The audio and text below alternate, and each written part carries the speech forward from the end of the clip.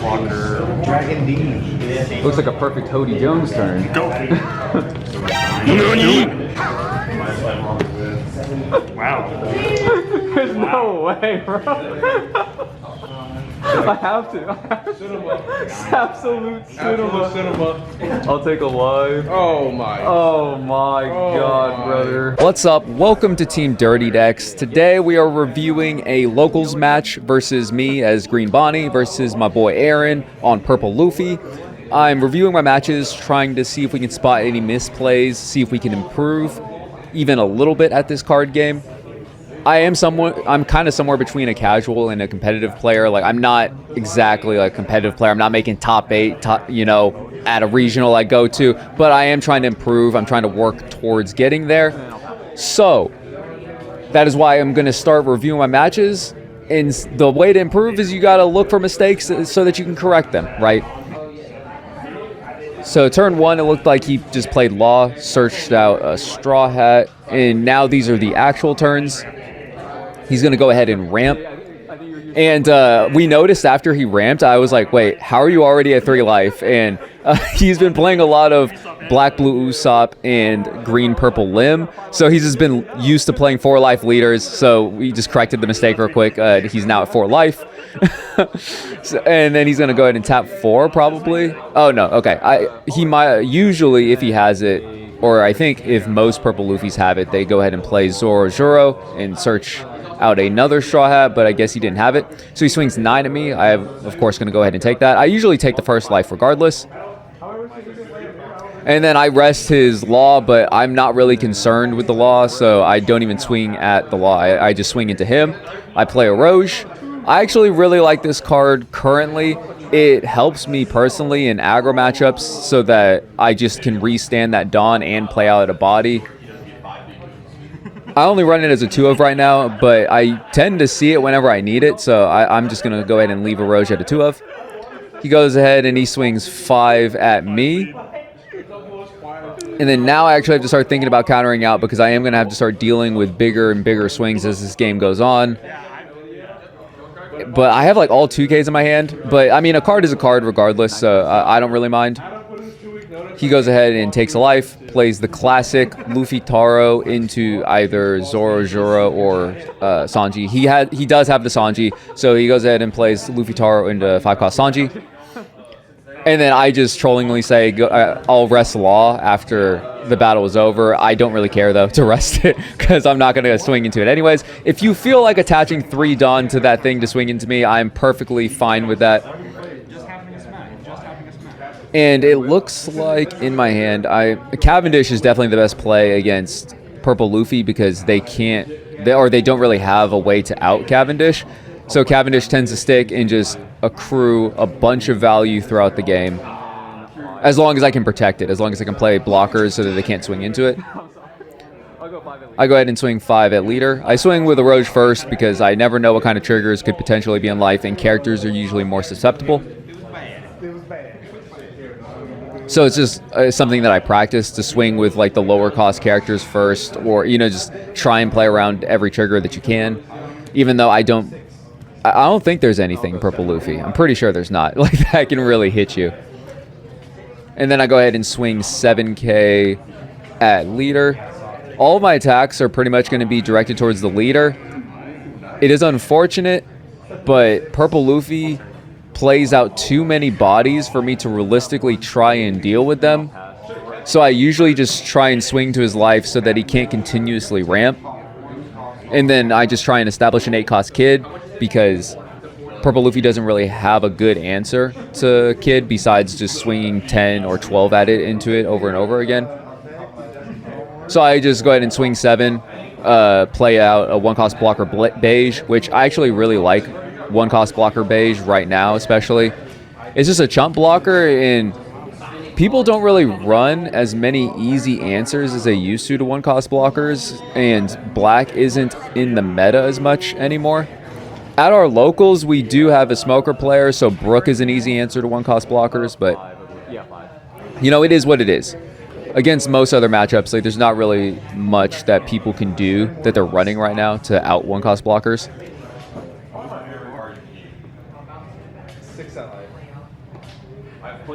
And it looks like he's going to give up the AK swing so that he can get the draw off of Sanji. 6 to lead. So he's...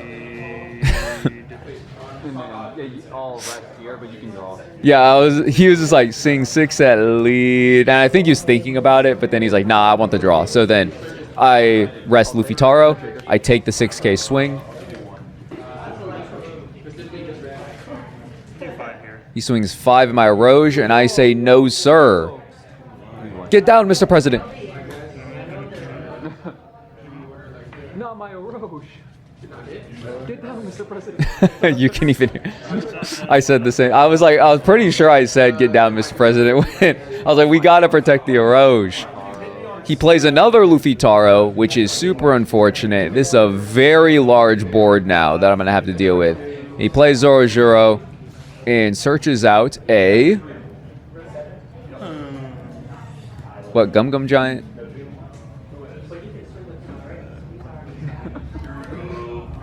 Oh, checking hand. Checking hand. Oh, 9 cost Luffy. Okay, so that's going to be troublesome after he plays that. And then he passes after that. I draw for turn. And I think at this point I'm kind of worried because I don't know if I have the 8-cost kid in hand yet. You were at 10 a second ago. Yeah, not anymore.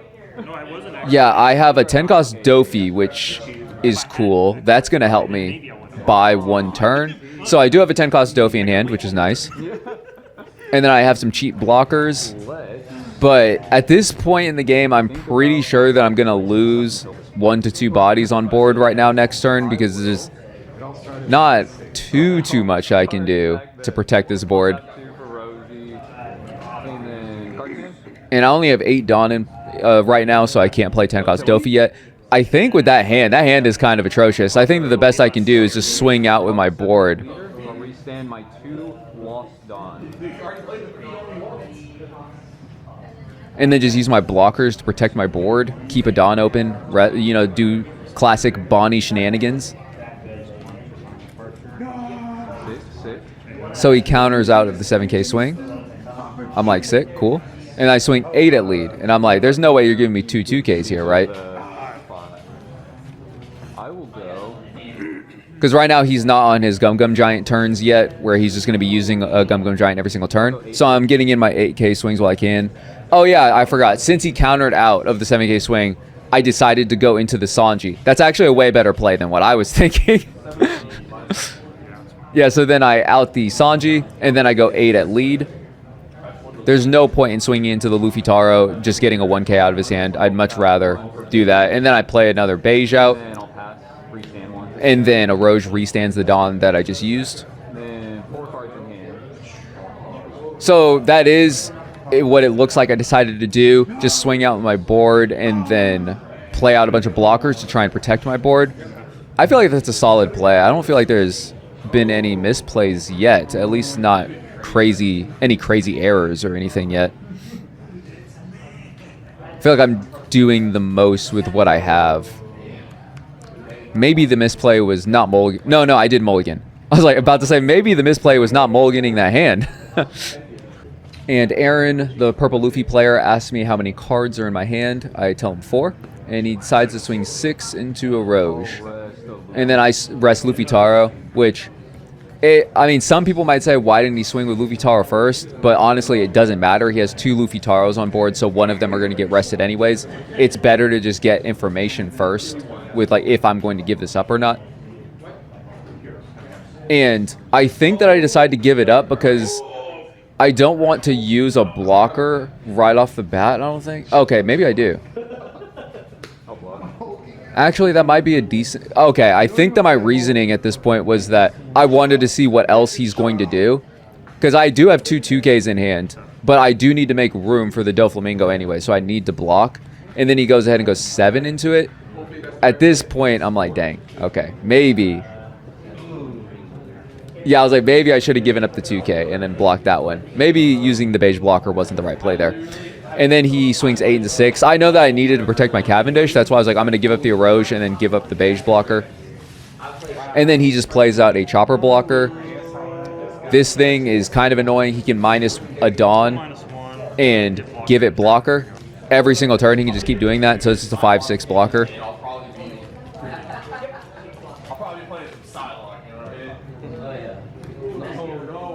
And it also restands it, so he can swing with the card, minus a Dawn, and then it restands it and gives it blocker. So now, very obvious Doflamingo turn, because that's really the only play I have in hand. I keep his entire board rested. I swing 6 into his leader, restand 2 Dawn with Cavendish. Cavendish, such an amazing card.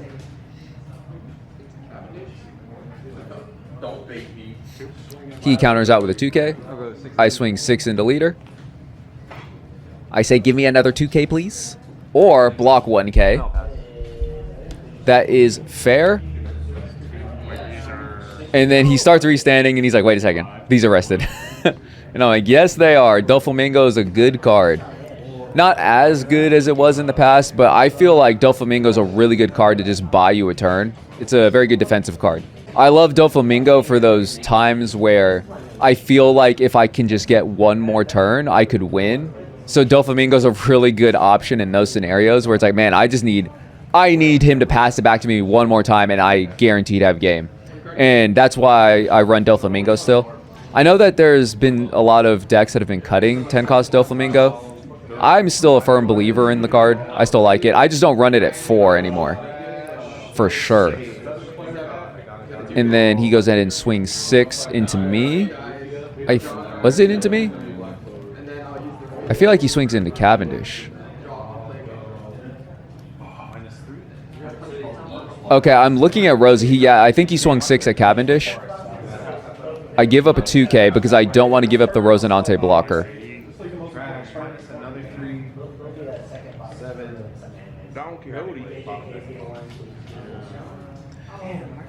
Yeah, you still got the PRBs.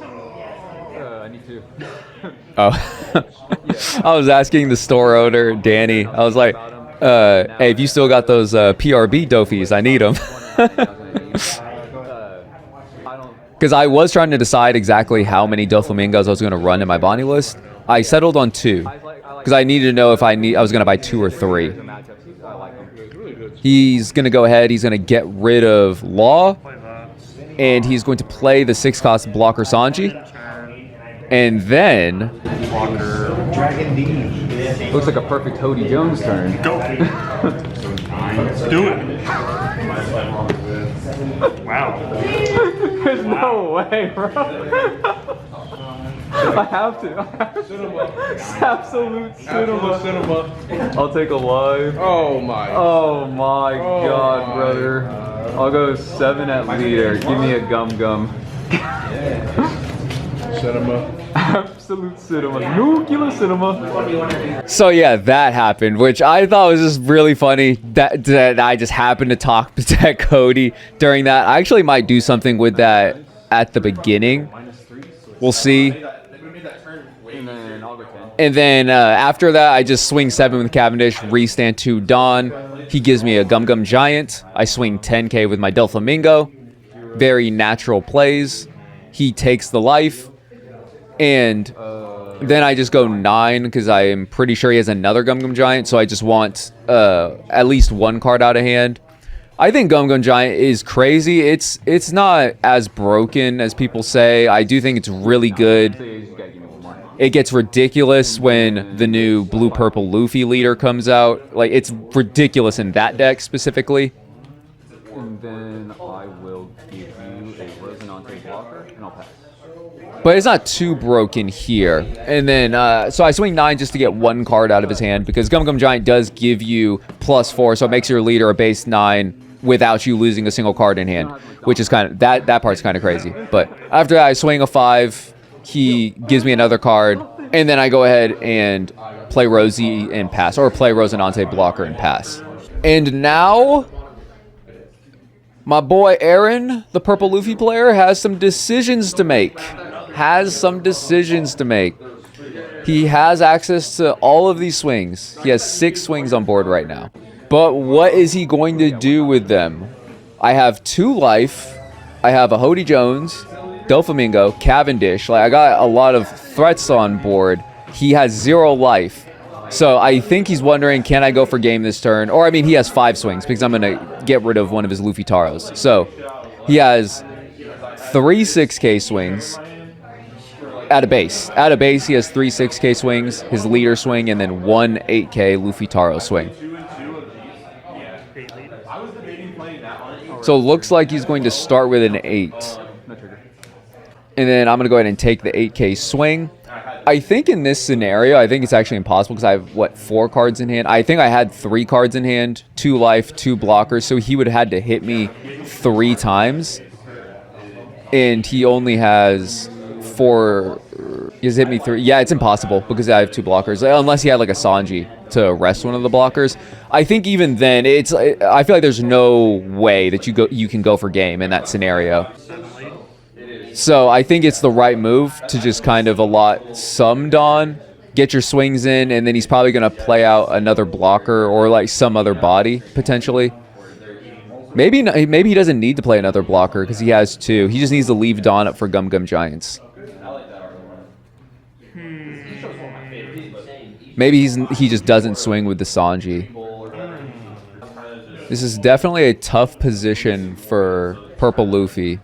I really like the Purple Luffy versus Green Bonney matchup because neither one of us can out the other person's board.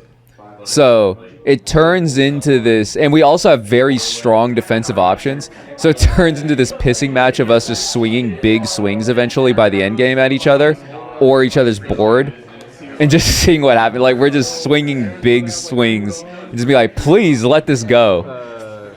But I have obviously I have a, oh wow, and I think I top decked that 8-drop kid, which is crazy. So in this scenario, he has 2 blockers. I have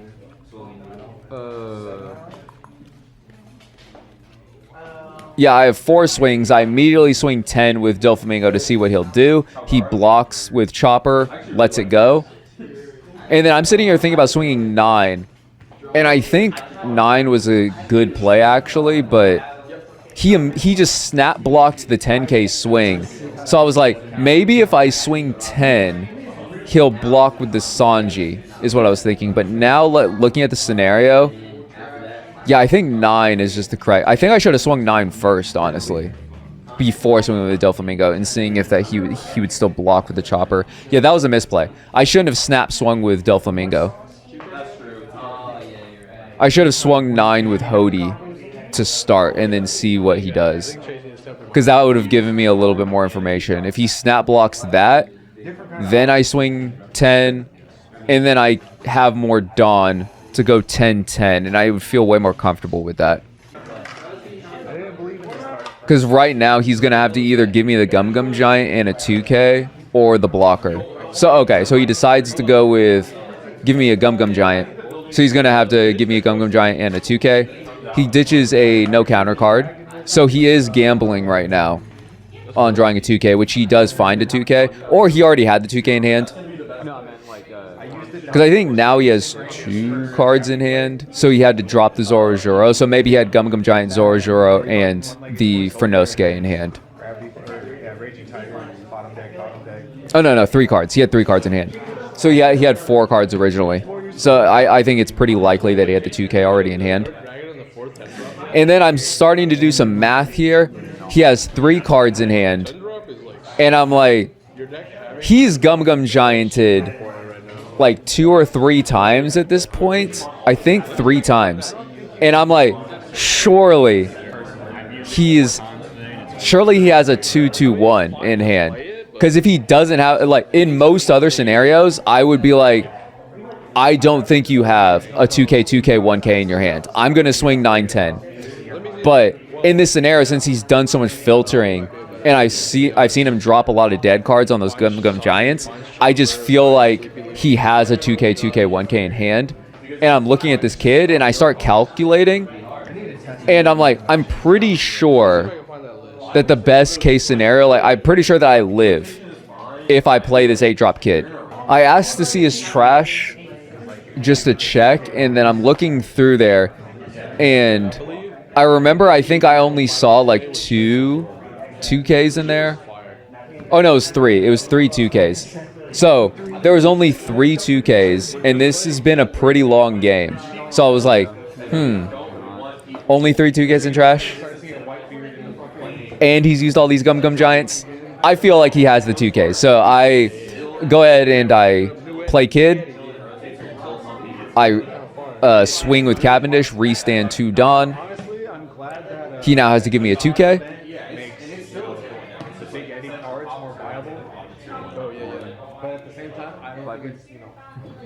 He gives me a 2K.